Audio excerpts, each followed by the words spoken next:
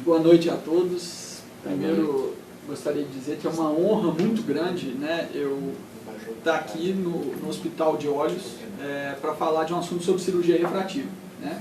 Todos nós sabemos da importância do Dr. Ricardo Guimarães em cirurgia refrativa, nas contribuições que ele deu nessa área, né, e continua dando em outras tantas na oftalmologia, mas em especial na história da cirurgia refrativa, o Dr. Ricardo Guimarães tem uma participação de suma importância. Então é um orgulho, uma grande responsabilidade vir aqui para falar sobre qualquer assunto de cirurgia refrativa, né, principalmente na frente de tanta gente aqui que é especialista na área. Esse curso, essas aulas que a gente tem feito aqui, a princípio tem um objetivo primário, né, de ser um curso para residentes e fellows, mas eu acho que vai servir uma introdução para a gente depois discutir, né, sobre esses assuntos. Então, agradecer mais uma vez o convite, e Dr. Raul Damasio também, que fez o convite, agradecer, realmente uma honra. A princípio, né, quando falando, né, a gente vai falar sobre perfis de ablação em cirurgia refrativa. A princípio, quando os primeiros exmers iniciaram, né, o seu trabalho, vamos dizer assim, o objetivo era corrigir a ametropia, né? Não se pensava em outra coisa, era substituir o óculos, né? Era corrigir o grau que o paciente tinha com óculos. Então realmente não era uma pretensão muito grande, né? E a gente vê no histórico, né, dos primeiros lasers que foram utilizados, tanto em relação à zona ótica de tratamento quanto ao spot, né, o tamanho do spot de tratamento, eles eram aqueles lasers chamados de broad beam, né, em que você não tinha aquele padrão flying spot do laser, então ele agia numa determinada área até corrigir aquele grau, e a gente sabe os efeitos que isso tinha, tanto de indução térmica, né, como também de debris que surgiam ali, e isso interferia inclusive na zona de tratamento.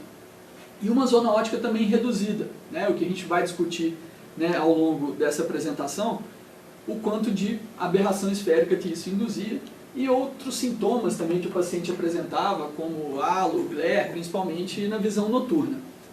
Então a gente vai ver que realmente evoluiu bastante, né? Se a gente pensar que os primeiros exmers não tinham eye track, né? A gente tinha que pedir para o paciente fixar, confiar na fixação do paciente e ficar atento, né, para interromper o tratamento.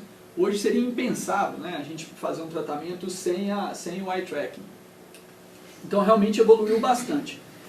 E o que a gente pode considerar assim, em termos dessas evoluções na tecnologia de exmer laser, né?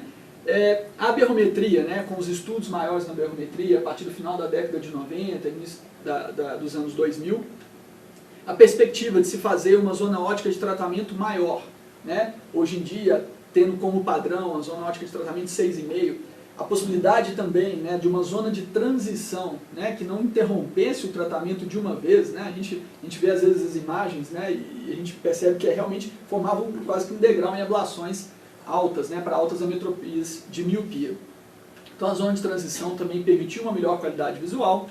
Os spots menores, eu acho que isso aqui com certeza é essencial para que, se a gente considera a fotoablação, né, uma maneira de esculpir a córnea e remodelar, para a gente ter um resultado refrativo melhor, um spot quanto mais preciso, né, o seu ali, instrumento de escultor, melhor vai ser a sua correção. E a alta frequência também desses lasers, né, permitindo uma variação no local da ablação, uma menor indução térmica e um maior controle desse remodelamento corneano.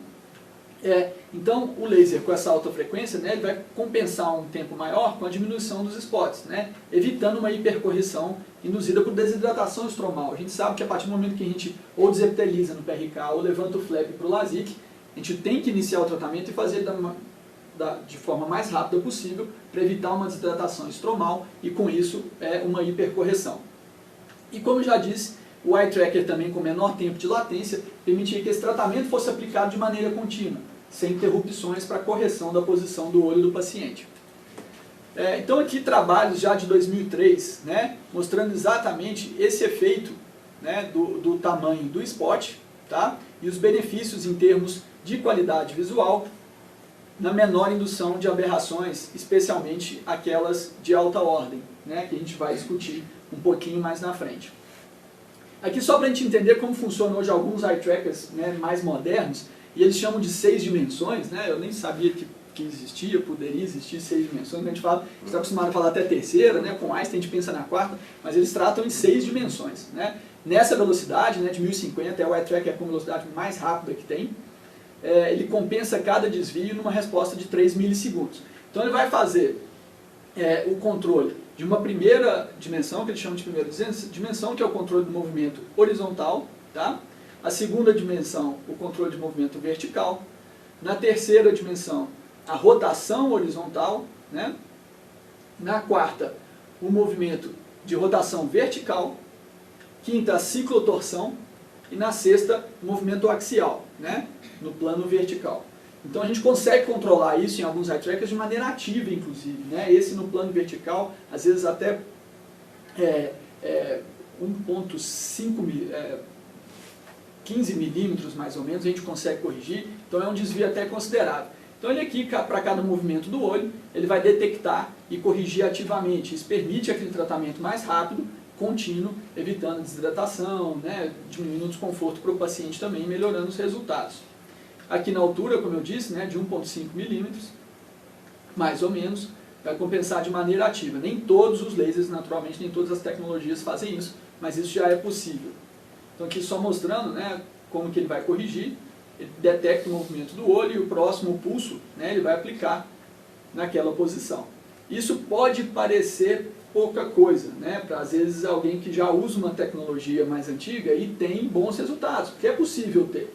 Mas se a gente está pensando no resultado, em aprimorar, né, a qualidade de visão desses pacientes e o resultado que a gente vai ter, eu acho que cada detalhe pode ser importante. Né? A cirurgia refrativa, apesar, né, de hoje estar intimamente ligada à tecnologia, ela depende de detalhes, né, da sua fase do pré-operatório, seleção do paciente, que não é, né, que a gente não vai abordar aqui, orientação do paciente, da técnica cirúrgica, que por mais fácil que possa parecer, tem detalhes que podem influenciar no resultado, e também da tecnologia que a gente vai empregar. No histórico da cirurgia, né, personalizada, a gente falando aqui de perfis de ablação, eu lembro, eu estava na faculdade, às vezes eu ia a alguns congressos de oftalmologia, e eu via muita gente discutindo essa questão da visão além do 20/20. Né? Claro que tinha uma pressão de marketing muito grande, mas todo mundo esperava que com a cirurgia, os perfis de ablação personalizados, a gente ia oferecer para o paciente a supervisão. Né? Aquela visão de super-homem, nós vamos poder enxergar mais do que hoje a gente entende como sendo a capacidade do olho humano. Né? E é claro que existia uma diferença entre quantidade e qualidade de visão. Eu acho que se teve um grande fruto, né, desse investimento em cirurgia personalizada, talvez tenha sido fazer o oftalmologista, né, ali no final dos anos 90 e início dos anos 2000, entender um pouco mais ou se interessar um pouco mais por qualidade de visão, mas é claro que tinha um interesse comercial muito grande, né, inclusive nos slogans das grandes indústrias e tudo mais. Então, esse aqui é um trabalho, né, de 2002 do professor Theo Seiler, e ele coloca aqui no abstract, eu peguei porque é muito interessante, porque é quase que uma ode à cirurgia personalizada.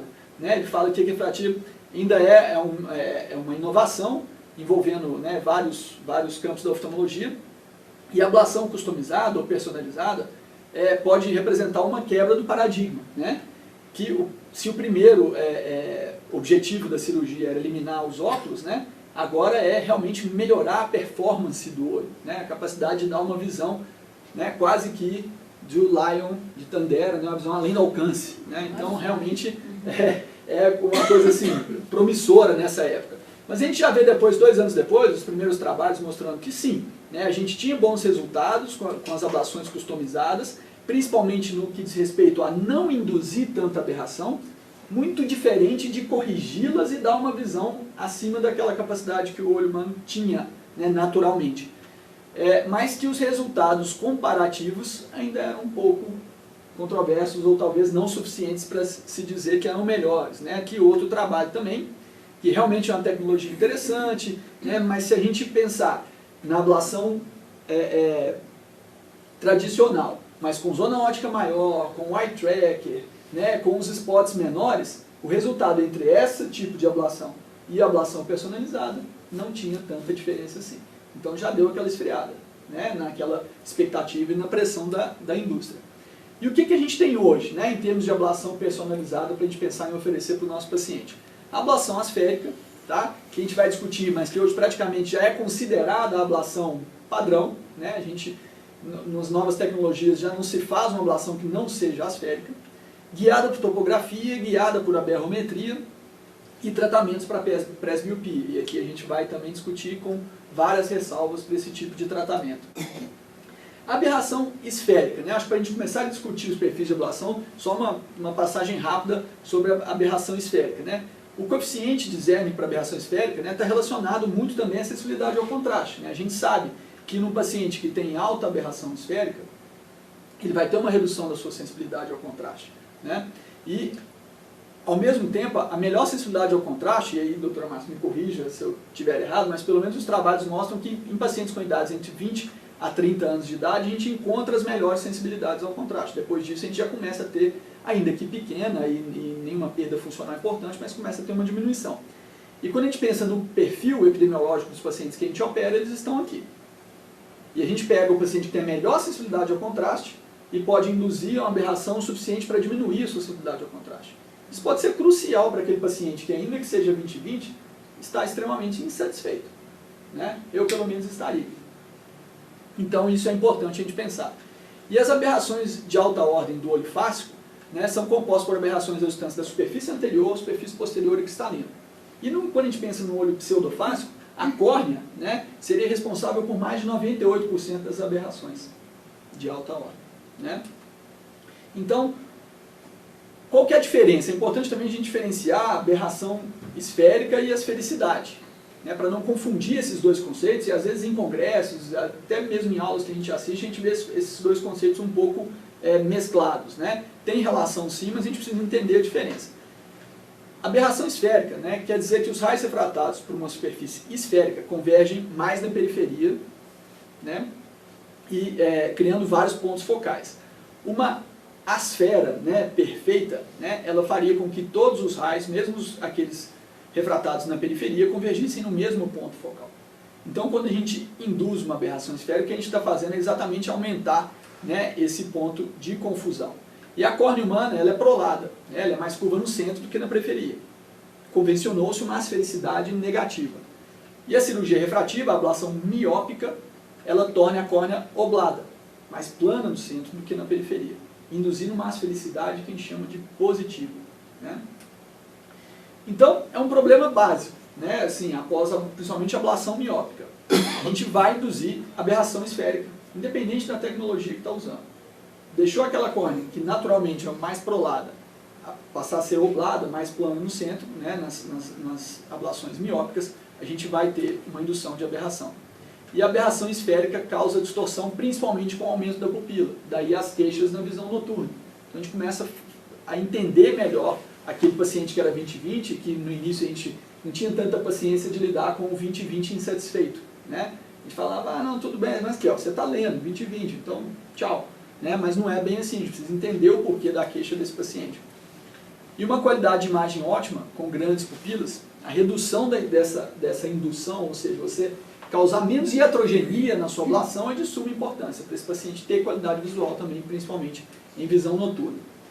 E o que causa, né, essa aberração esférica durante o tratamento miópico? É só a gente pensar, eles chamam desse efeito summer-winter, né, o verão e inverno. Pensar na posição do Sol, da incidência da radiação solar, né, no globo terrestre. É mais ou menos isso, né? Se a gente tem que os pulsos centrais, né, eles chegam com qualidade na córnea, os pulsos periféricos, se eu não mudar o trajeto desse pulso, ou a forma como esse pulso é emitido, ele vai chegar ovalizado, com menos energia e, por conseguinte, menos qualidade. É natural a gente pensar isso, né? Então a gente já tem aqui trabalhos, né, que avaliaram em modelos, né, em modelos laboratoriais, exatamente, né, o efeito desses pulsos periféricos na córnea. E mostraram que grande parte dessas queixas, né, de qualidade de visão vinham justamente pela indução de aberração esférica. Então, isso foi importante para a gente também, né, pensar em mudar essa tecnologia de ablação, principalmente a ablação miópica. Então aqui, para a gente entender essa diferença de qualidade visual e por que o paciente geralmente ele fala de dia eu estou muito bem, satisfeito, mas para dirigir à noite está complicado. Quando a gente pensa no tamanho da pupila, né? A superfície refrativa, que tem uma esfericidade também convencionada aqui negativa, como a gente já disse, e a média da população a gente vai ver em torno de 0,27. Quando a gente tem na pupila de 3 milímetros, ou seja, os raios passando só pelo centro da córnea, a gente vai ter uma qualidade visual muito boa. Aqui o point spread, né, a função de point spread, né, de espalhamento de ponto, né, quase a gente vê um ponto único mesmo.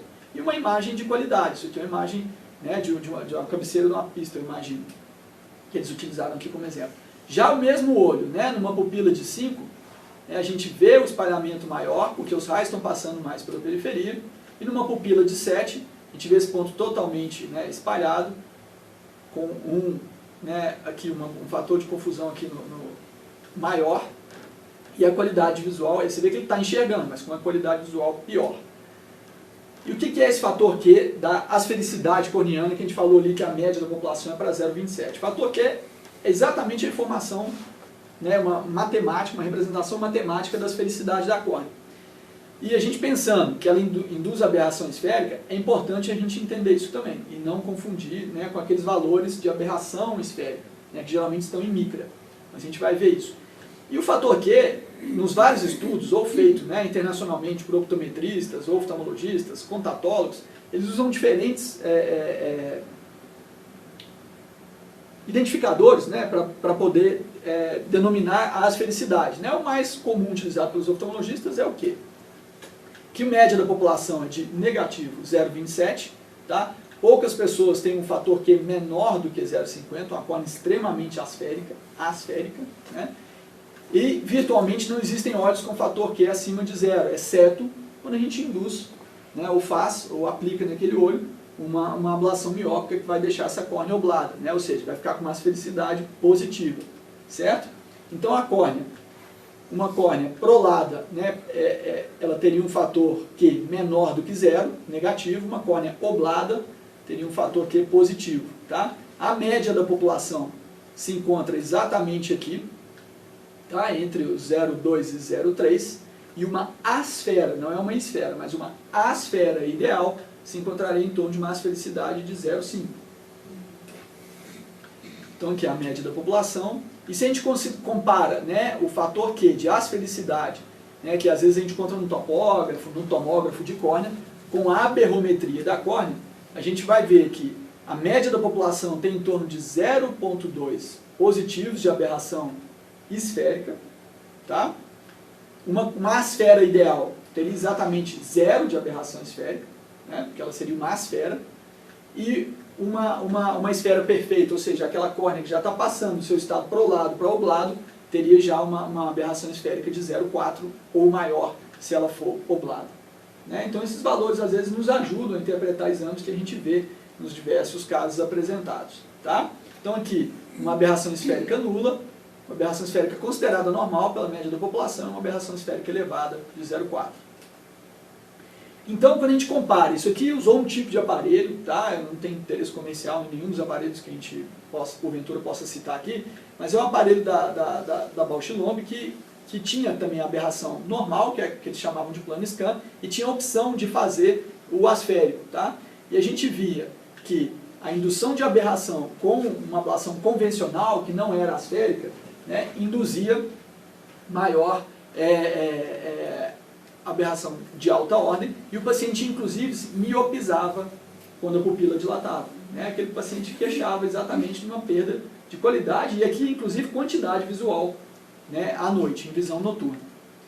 Então, quais tipos de ametropias podem ser tratados com ablação esférica? O que eu quero dizer?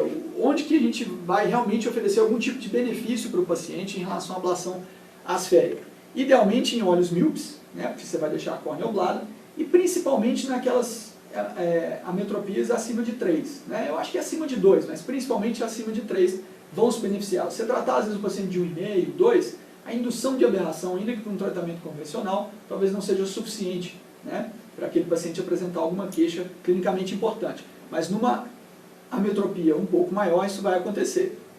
Já hipermetropia, principalmente, você não tem benefício em fazer um tratamento asférico. Aliás, você já está deixando a córnea mais asférica, mais prolada, né? Então não faz tanto sentido a gente pensar. Então, pacientes com espessura corneana suficiente, porque teoricamente um tratamento asférico teria um consumo um pouco maior, mas isso nas novas tecnologias já não acontece, você consegue ter um tratamento, né, asférico com consumo ideal. Pacientes com astigmatismo regular, por quê? Aqueles pacientes com uma topografia muito irregular, você já pode pensar em outros tipos de perfil de ablação que a gente vai citar agora na frente também, como por exemplo o guiado por topografia.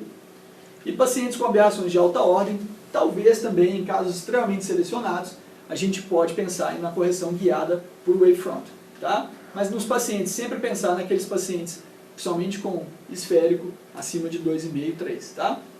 E o que eu preciso para esses pacientes, né, quando eu estou pensando em ablações personalizadas, principalmente guiada por topografia ou wavefront? Exatamente uma topografia e um wavefront que possa conversar com o seu laser, tá? Astigmatismo, então, regular, tratamento convencional, de preferência asférico, nas ablações miópicas, mas um astigmatismo assimétrico, e principalmente o irregular, né, você pode pensar em não só o objetivo primário de corrigir a metropia desse paciente, mas também regularizar a córnea, visando uma melhor qualidade visual, ainda que você tenha algum residual. A gente vai discutir isso na frente. Então, a árvore de decisão, pensando na ablação guiada por topografia, refração, naturalmente, um exame oftalmológico completo, tá? Um mapa de córnea confiável, né? Uma topografia confiável e um teste de qualidade de visão. Se a topografia é irregular, né, e o paciente tem uma visão, né, de 20/20 ou pior, ou melhor, na verdade, você pode até avaliar a berrometria desse paciente, tá? Se ele tem uma topografia irregular. Se a gente consegue uma reprodução confiável da berrometria, você pode considerar as duas formas de tratamento. Agora, geralmente, no paciente que tem córneas com topografia irregulares, a leitura do aberrômetro não é muito confiável. Você não consegue reproduzir vários mapas no mesmo momento, mesmo examinador, mesmo paciente, no mesmo momento. Os mapas são muito variáveis. Então, nesses casos, a gente elimina a possibilidade de uma correção guiada por aberrometria e considera apenas a guiada por topografia. Aqui também já vários trabalhos, inclusive mais recentes, mostrando os resultados. E hoje o que a gente vê, na verdade, é que a ablação guiada por topografia, e tem vários nomes comerciais, dependendo do laser que é utilizado, é para aquele paciente que a gente quer primeiro, entre aspas, consertar a córnea. Né? Se eu vou consertar a córnea, regularizar a superfície, dar maior qualidade visual, sem ficar muito apegado à correção refracional. Tá? Por quê? Porque a gente vê que a reprodutibilidade dessas ablações não são tão altas quanto aquelas que a gente já está acostumado numa ablação asférica ou numa convencional. Geralmente a gente tem um erro refracional residual. Às vezes não, mas geralmente a gente tem. Então é para aquele paciente que, se eu não regularizar a sua topografia, ele não vai ter qualidade visual, ainda que eu corrija o seu erro refracional. Então, geralmente, a gente até já orienta que pode ser uma cirurgia de 2 tempos. A primeira para regularizar a superfície corneana, a sua topografia, e num segundo momento corrigir aquele grau residual, se possível for. Porque nem sempre é possível fazer uma segunda ablação, dependendo da espessura corneana e outros fatores que são necessários serem avaliados. Mas os trabalhos mostraram bons resultados em casos selecionados. Tá? Aqui um outro trabalho também, tratando inclusive ectasias, né, sejam elas primárias ou induzidas por correções refrativas prévias. Isso aqui já é um caso bem à parte, né, eu acho que merece uma discussão inteira só para isso, você pensar em operar pacientes que apresentam algum tipo de ectasia, mas de uma maneira geral, quando se sugere para um paciente que tem alguma forma de ectasia, que façamos uma correção, né, por excimer laser, considera-se a ablação topoguiada. Né? E a aberração de alta ordem? Aqui, de novo, para citar o Dr. Theo Seiler, né, ele uma vez falou que se ele tivesse uma câmera, ele é físico também, né, formado em física, professor de física e oftalmologista, e ele falou que se ele tivesse uma câmera fotográfica com a qualidade óptica, né, do olho humano, ele jogaria fora e não tiraria fotos com ela. Né? Isso o Dr. Ricardo já fala também, né, que o olho humano, para que ele seja adaptado, né, para as diversas condições que a gente enfrenta, de claro, escuro, contrastes diferentes, ele não pode ser altamente especializado e com a qualidade ótica perfeita, né? Ele tem que ter um pouquinho, porque isso permite a adaptação em vários ambientes, né? Mas a gente pensando só em qualidade ótica, isso a gente deve considerar. Então, considerando isso em aberrações de alta ordem, né? Se a gente pensar que o óculos, né? Aqui é uma parte bem básica mesmo, a gente sabe que o óculos corrige aberrações de baixa ordem, tá? Então, quando a gente tem a correção de um óculos, na verdade a refração subjetiva é para o paciente escolher onde que ele, se a gente fosse pensar do ponto de vista óptico, seria onde está menos pior, né? Onde ele enxerga melhor aqui, né? No conoide de menor confusão. Então depende realmente da sensação subjetiva. E quando a gente vê pacientes com córneas irregulares ou aberrações mais altas, aí que a refração é mais difícil ainda e variável. Se eu mudar o ambiente da sala que eu faço o exame, né, muitas vezes eu mudo inclusive a minha refração. Você começa com a sala mais iluminada ou menos? Eu começo com mais, doutora, mas por um viés meu de atender muito paciente com ceratocone.